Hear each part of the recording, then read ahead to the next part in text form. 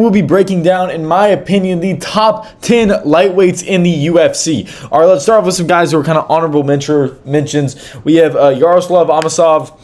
He looked really good against Neil Magny, guys. He looked really good. Okay, he's fighting Joel Alvarez next. I am super excited for that fight, okay? He's 29-1. He's a former Bellator champ. He's not ranked in the top 10 yet, but he's dangerous. I think he deserves to be in this honorable mention kind of category. And then you got some unks that just aren't in my top 10. You know, you got the Moicano. I know how good he looked against Chris Duncan. I mean, could he be 10? I don't think he's 10. I don't think he's 10. You'll see who I have at 10. I don't think he beats this guy. Dan Hooker, unfortunately, he's horribly washed. And then you have Rafael Fiziev, also an honorable mention. He just got knocked out against Hoofy. It is what it is. I think these are, four kind of quality fighters. I think all these guys are pretty dang good, respectively. All right. I'm really excited to kind of see the interest of what people think on my number 10 on this list. It is Paddy the Baddy Pimblett. I know that might sound crazy, I guess. You know what I mean? Maybe a little, he just fought for the belt. You know what I mean?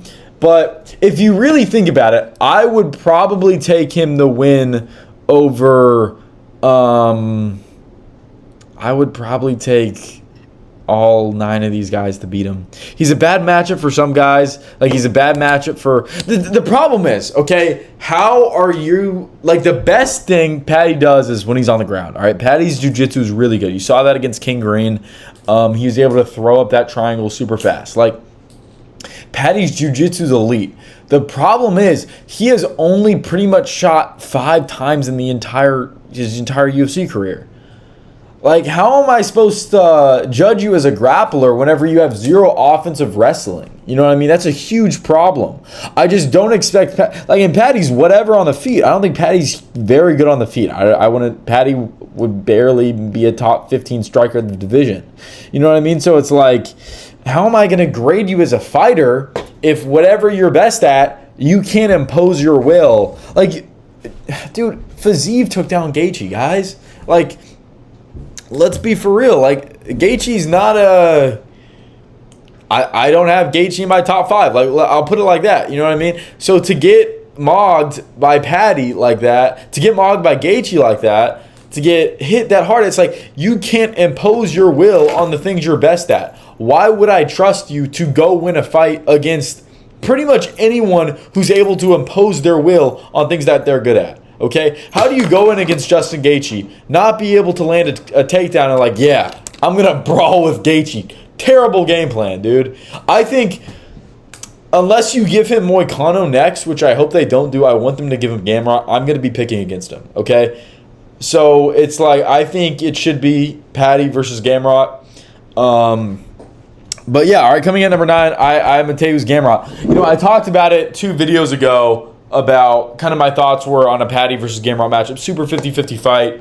I think Paddy has the advantage on the feet, but I think that Gamrot's offensive wrestling would be able to be enough to be able to get the win over Paddy, because I think that because his offensive wrestling is so good, I think that means that he would be able to get more dominant positions in the jiu-jitsu, and that would...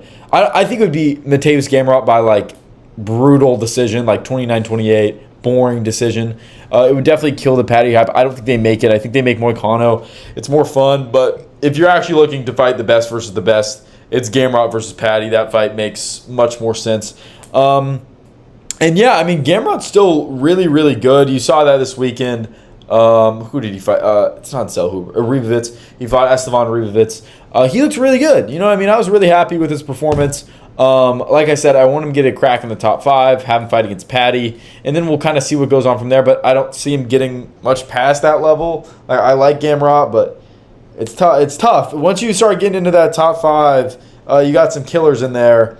The problem is you got some frauds. Coming in number 8, you got Justin Gaethje. Yeah, I would take 8 fighters over Justin Gaethje right now. I think there's maybe one, and he's the number 4 spot that I think is a bad matchup for him. I'm not going to tell you that who. I'll talk about that later, but that he's a good matchup for is kind of what I mean. I would have him losing against pretty much every other fighter rather easily. I think he's going to do better than what people expect against Ilya. I think he makes it to round 2 or round 3. I think it's a round 3 KO for Ilya. I think Gaethje is going to put up a decent fight. I think what most people expect is Gaethje to kind of come in like he did in the Paddy fight, where he's like, I'm just going to take your head off, because he knows Paddy couldn't put him away on the feet. And rightfully so. Paddy couldn't put him away on the feet. But he knows Ilya can. He'll be pretty timidative. He's not going to try to force the issue. And yeah, I mean, Gaethje's past his prime. You know what I mean? It should have been him versus Arman or him versus Holloway for the interim belt. But it is what it is. You know what I mean? I'm glad Gaethje got his final shot at the belt. He just got not a great opponent. He got Paddy. He got the baddie, right? So it is what it is. I have him at number 8. I'm excited. I'm not excited for his next fight. I feel really bad for him. But, yeah, I got Justin Gaethje at number 8. Call me a hater. I don't know where else would most people say 5 or 4. I mean, I got some – like, I got Joel Alvarez at number 7. I think Joel Alvarez would knock out Justin Gaethje probably rather easily. I mean, I know his best win is Vicente Luque, but he looked really good. He looked really fast. He looked really, really, really good on the feet. And I don't think that Gaethje could handle that speed anymore. I think the speed, the quickness would be too much. I'd probably take Joel by first or second round knockout. You know what I mean? Probably because he would. The reason why is because he's going to be much more scared of Ilya. That's why I think that fight goes deeper. I think he would disrespect Joel Alvarez more, and I think Joel could just put him away. I mean, really his only loss in the UFC is to freaking Arman Tsarukyan. So that's a pretty good loss. I'm excited to see more from Joel, so that's why I'm not having him higher. But yeah, I think he's a really, really elite fighter, and I'm excited to see his next fight. Like I said, it's going to be against Yaroslav Amosov. And that should be a great fight. I'm really excited to see who wins that. That's that in my opinion, that's like the prospect. Whoever wins, that's the true dark horse of the division. Coming in number 6, we have Mauricio Hoofi. Yeah, he's going to kill Chandler. Unless Chandler can get his offensive wrestling going, which is possible. I just don't expect Chandler to be that intelligible in his fighting style, right? I mean, that's kind of the thing with Chandler, is that he always kind of makes dumb decisions, but it's such a common occurrence you can't really bet against it. You know what I mean? You can't be like, oh, I don't expect Chandler to do stupid. Like, there's a game plan for Chandler to win this fight. Just look at what BSD did to Hoofi. Hoofi had nothing for BSD on the ground. He just had nothing. It's like, these guys really struggle. Like, I would probably take a Gamrot over Hoofi. I'm going to be honest. Paddy versus Hoofi is a really interesting fight. That's a really interesting fight. Again, it depends on if Paddy can develop any offensive grappling, which I haven't seen. Like, you have to be able to get takedowns for, like, I don't expect your opponents to, like, shoot on. Like, why did Bobby Green shoot? Like, I don't know. Okay, so I would like to see Paddy against a non-38-year-old washed-up fighter. I have him at number 10. Call me a hater. Call me whatever you want. Coming in number 5, I got Max Holloway. Like, do you really think... I guess you could say that he would beat Joel Alvarez. He might. Gaethje clearly beat him. I have Gamrot. So, I don't know. I could be a petty hater, but it is what it is. Number 5, I got Max Holloway. Yeah, he just really exposed a large part of his game. Again, maybe... I don't even know if I'd pick him against a Gamrot anymore. You know what I mean? It's like his defensive grappling looks so bad, even though I know it's Charles Oliveira. I know, and I'd probably say Oliveira's the 5th best grappler in the UFC. I'd probably have Chimaev, Islam, Merab, and Arman, just to name a few guys over him. But it's like, yeah, Holloway, number 5. He's pretty elite. He's pretty elite. He's the best. He's the 2nd best striker in the entire UFC. So it's kind of hard for me to hate against him and to say that he's not a top 5 fighter in his respective division. Like, I know that might sound low. I mean, you're gonna hear why I'm like, the reason why I have this guy ahead of him is just because I think he'd be too much on the ground, and I think that he'd be able to weather the storm. I don't think that Holloway would necessarily be able to knock out BSD on the feet. I'm going to take BSD in a Holloway fight, dude. I'm taking BSD against Holloway, okay? I hate to say it, but Holloway's getting over the hill. I think Holloway still has enough pop, or he's still smart enough. I think it would be kind of like Ian Gary versus Protes for Holloway versus, like, Holloway will know how to, damn it, like, that'd be such a fun fight. Holloway versus Hoofy. Oh my gosh, that would be such a fun fight. But you know what I'm saying? I think that this should be the fight that's made next. But honestly, Holloway should start shooting takedowns against Hoofy, because I think his grappling is probably better than Hoofy is, to be honest, if I had to be honest with you. But yeah, BSD, I think he would just be a little bit too much for Holloway. I don't see him getting put away. Like, I don't see Holloway having the power to knock him out. I mean, Holloway's, 35 years old? Like, he's got one or two more good fights left in him. It would be a war against BSD. I'd pick Holloway, but it'd be a close fight. I'm not acting like that's how much depth there is in this division. I seriously do believe that Paddy's the 10th best fighter in this division. And Paddy's not bad. Paddy's. But here's what I'm saying. All right, coming in at number 3, I got Charles Oliveira. He looked really good in his last fight against Max Holloway. He was able to just take him down and own him for 25 minutes and to a rather boring decision. I hope he does get to defend his BMF belt. I hope they don't strip him. I think that's kind of ridiculous. I would like to see him fight the BMF against Arman Tsarukyan. I think that fight makes a lot of sense. And I think that Arman does need to fight one more time to get back to the belt. I mean, congratulations, you beat Dan Hooker.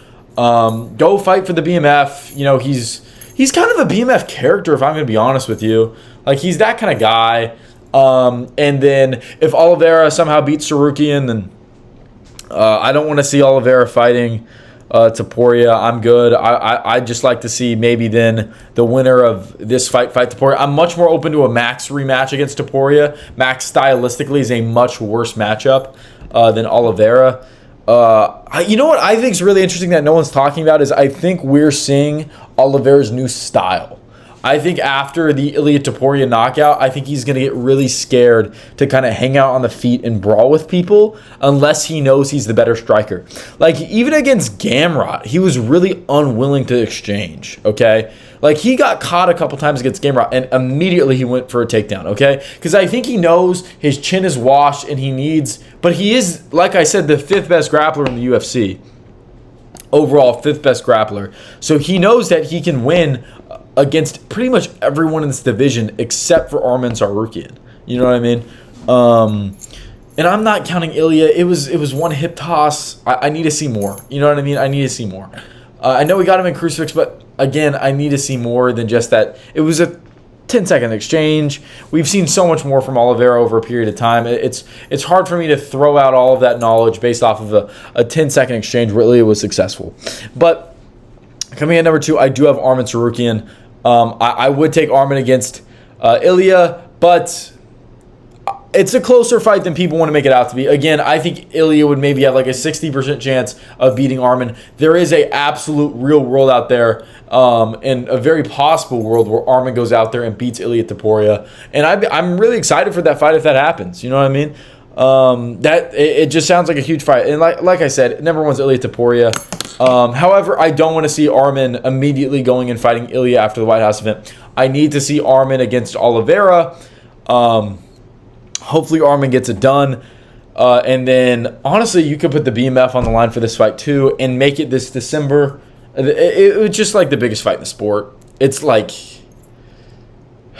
it's maybe not the levels of Islam, but if Arman goes out there and has a performance against Oliveira and Arman's being Arman and he keeps on going on those Aiden Ross streams, it could be a bigger fight than Islam, and I'm going to be honest. And I also want to see Ilya defend his belt at least one more time post this Arman fight. I'd like to see him fight the winner of this fight, BSD versus Holloway. BSD, we'll see how much Arman gives him problems on the ground, but BSD also could give him some issues. But that's about all I have today. Those are my top 10. Let me know where you disagree. I think my kind of hottest take is Yoel Alvarez at 7. I understand disagreeing, but dude, you watch that Luque fight and tell me. I know it's Vicente Luque though. I know. It's just like, watch that fight and tell me this guy's not a top 10 fighter in lightweight. It's tough. It's tough. You could sell me on Paddy beating him. You could sell me on Gamrot beating him.